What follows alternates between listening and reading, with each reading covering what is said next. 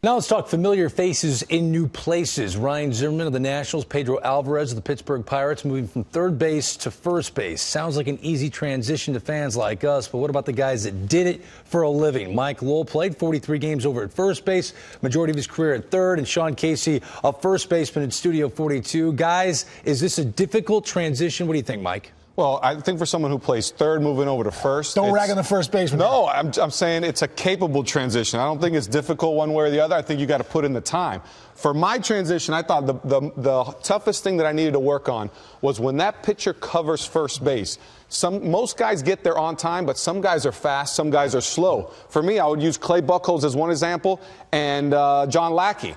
They both get there on time, but Buchholz is really fast, and Lackey was just a little bit slower. So for me, I really had to work on, especially in spring training, was that feed to them. Because if you feed someone at the pace of Lackey and it's Buchholz flying down the line, you're going to feed them way back. You know, Case? So if you get there, why don't you get there, Case, really quick? Go.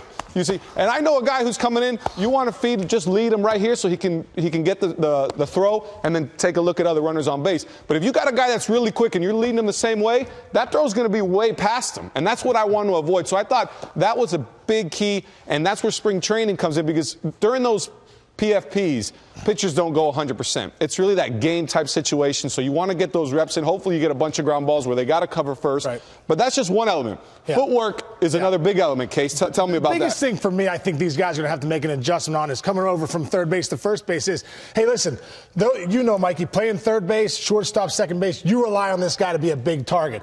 Thus, you have to have good footwork. So I think this is going to be one of the biggest adjustments for them is their footwork. And as a first baseman, it's totally different than a third base. You got to really see the ball first and then react with your feet, nice and relaxed. This is the one thing I talked about being big and using your footwork to really make yourself large over here. Now, if you don't have good footwork and you spread out and you stretch out too soon, you're going to get the ball right there. You're in the middle of the bag, don't have good footwork, stretch out too soon, you get it right here. Now, if you have good footwork, which these guys will get at spring training, which they'll have to work on, now start working the corners. Boom, I get the corners. Boom, now look how much bigger I am right here to my infielders. Work this corner, inside corner, boom, I'm all the way over here. Now, if you're a fielder and you want to throw to a guy that's just starting to play first base, is new over here, you hope he gets the footwork down where you can become 4 feet on each side, and you're that guy and you're a large target. So I want to throw to you. You want to throw to me. Yeah, big target. You want to throw to me. Greg, I know you'd have the great footwork over here at first base. Yeah. That's how they do it, big man. I have one more question for you. Both of these guys had issues throwing at third base. Alvarez erratic, and we've talked a lot about Ryan Zimmerman.